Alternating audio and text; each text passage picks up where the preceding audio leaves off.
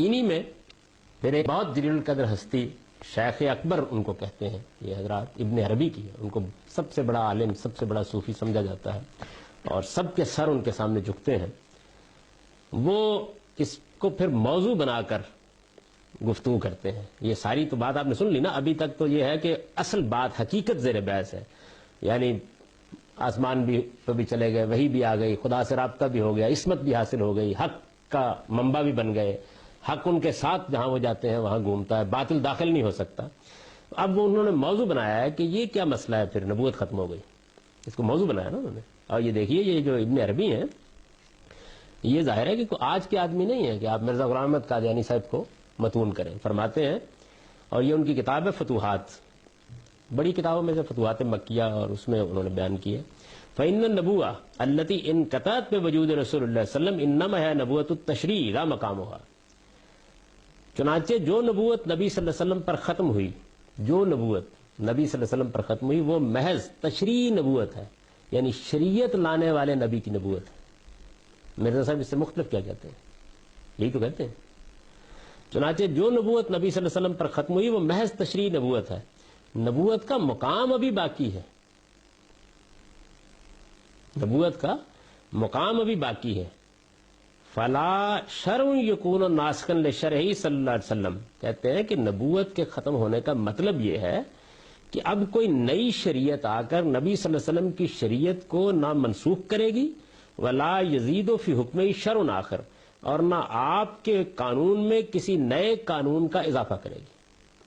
یعنی نبوت کے ختم ہونے والی جو آیت ہے قرآن کی، وہ کہتے ہیں یا حدیث میں جو یہ ذکر آیا ہے، تو اس کا مطلب صرف اتنا ہے کہ اب نئی شریعت نہیں آئے گی، مقام نبوت باقی ہے. وَهَذَا مَعْنَى قَوْلِهِ صلی اللہ علیہ وسلم ان الرسالۃ والنبوۃ انقطعت فلا رسول بعدی ولا نبی. ایک حدیث کو پھر انہوں نے بتایا، کہتے ہیں یہ مطلب ہے اس حدیث کا جس میں حضور نے یہ کہا ہے کہ نبوت اور رسالت دونوں ختم ہو گئی ہیں، میرے بعد اب نہ کوئی رسول آئے گا اور نہ کوئی نبی آئے گا. یہ حدیث انہوں نے نقل کہتے ہیں، یہ مطلب ہے اس کا. مزید اس کو واضح کرتے اے لا نبی بعدی یکون علی شرع مخالفا لشریع بل اذا کان یکون تحت حکم شریعتی. یعنی حضور کی اس بات کا مطلب یہ تھا کہ میرے بعد کوئی ایسا نبی نہیں ہوگا جس کی شریعت میری شریعت کے خلاف ہو، بلکہ وہ جب ہوگا تو میری ہی شریعت کا پیرو ہوگا. بین ہی یہی بات کہتے ہیں مرزا غلام احمد صاحب کا.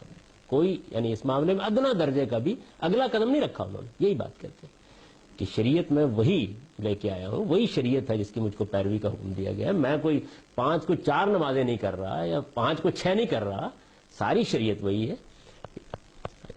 شیخ احمد سرہندی، جن کو اقبال میں حاضر ہوا میں شیخ مجدد کی لحد پر، یہ وہی شیخ ہے جن کے اوپر نقش بندیہ سلسلہ یہاں اپنے کمال کو پہنچا ہے، اور جن کو الف ثانی کا مجدد کہا جائے، دوسرے 1000 سال کا. وہ اپنی کتاب، ان کی مکتوبات بہت مشہور کتاب ہے، اس میں اسی موضوع پر لکھتے ہیں کہ باید دانست کے منصب نبوت ختم بر خاتم الرسل شدیست علیہ و علی علیہ الصلاۃ و تسلیمات، اما از کمالات آن منصب بطریق طبیعت مطابعان اورا نصیب کامل است. فارسی عبارت ہے. جاننا چاہیے کہ منصب نبوت بے شک خاتم النبیین صلی اللہ علیہ وسلم پر ختم ہو گیا، منصب نبوت، لیکن اس منصب کے کمالات، منصب کے کمالات کیا ہیں؟ وہی آتی ہے نا، الہام ہوتا ہے، خدا سے رابطہ ہوتا ہے. اس منصب کے کمالات آپ کے پیرووں کو آپ کے پیرو ہی کی حیثیت سے اب بھی پورے حاصل ہو سکتے ہیں، کم نہیں، تھوڑے نہیں، کسی نچلے درجے میں پورے حاصل ہو سکتے ہیں. یہ باتیں ایسی تھیں، یعنی ان کی آپ براہین احمدیہ جو ہے وہ پڑھی ہوئی ہماری لائبریری میں، ساری جلدیں اس کی، اور سب ان کی جتنے بھی ہیں روحانی خزائن کے نام سے وہ سب چھپی ہوئی ہیں. ان کو آپ پڑھیں جب تو آپ کو یہ معلوم ہو کہ ایسی باتیں ہیں. یعنی انہوں نے بہت دلائل دیے اس بات کے کہ نبوت جو ہے وہ اس کا مطلب یہ ہے، اور الہام جاری رہنا چاہیے، اور وہی جاری رہنا چاہیے، یہ خدا کی نعمت ہے، اس سے محروم کیسے ہو گئے؟ بنی اسرائیل میں تو سب لوگوں کو ہوتا تھا، محمد الرسول اللہ کی امت کیوں محروم کر دی گئی؟ اس طرح کے عقلی دلائل انہوں نے دیے. پھر الہام، وہی، یعنی خدا سے رابطہ، اس کو اسی طرح کی تعبیروں میں بیان کیا انہوں نے، تمام صوفیانہ تعبیرات میں، اور زندگی بھر کرتے رہے. اور پھر کسی موقع اوپر نبی کا لفظ استعمال کیا تو انہوں نے کہا کہ میرا مطلب یہ ہے، میرا مطلب، جیسے یہ بیان کرتے ہیں میری مراد یہ ہے، میرا مطلب یہ ہے. تو یہ وہ بیان ختم نبوت کو بھی انہوں نے کہا کہ میں اس کا قائل ہوں لیکن میرا مطلب یہ ہے. حضور کی ختم نبوت سے مراد یہ ہے. یعنی آپ کے ہاں ایک شخص نے نبوت کا بیچارے نے دعویٰ کر دیا، تو آپ نے پکڑ کے اس کو کہاں پہنچا دیا.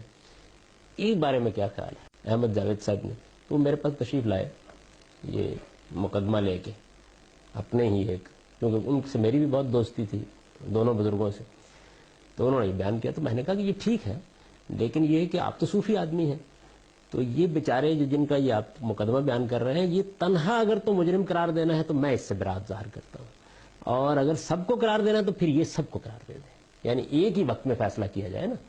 ان کے بارے میں تو آپ کچھ فرمانے کے لیے تیار نہیں ہے، لیکن یہ کہ وہ موجودہ زمانے کا بیچارہ ایک آدمی کچھ کہہ بیٹھا ہے، سب کو ایک ہی لاٹھی سے آنکھیے.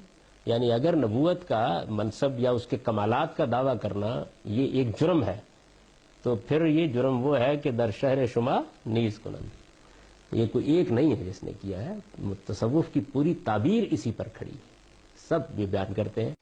اس میں ان اصطلاحات کو آپ سمجھ سکتے ہیں جو مرزا صاحب اپنے لیے کہتے ہیں، بروزی نبی، ذلی نبی، تابع نبی، غیر تشریعی نبی، یہ اصطلاحات استعمال کرتے ہیں نا وہ، یہ اصل میں یہی اصطلاح اس میں اس پس منظر میں سمجھ سکتے ہیں. جیسے صوفیوں نے اس کو بیان کیا نا، تو انہوں نے نئی تعبیریں اس کو دی اس نوعیت کی.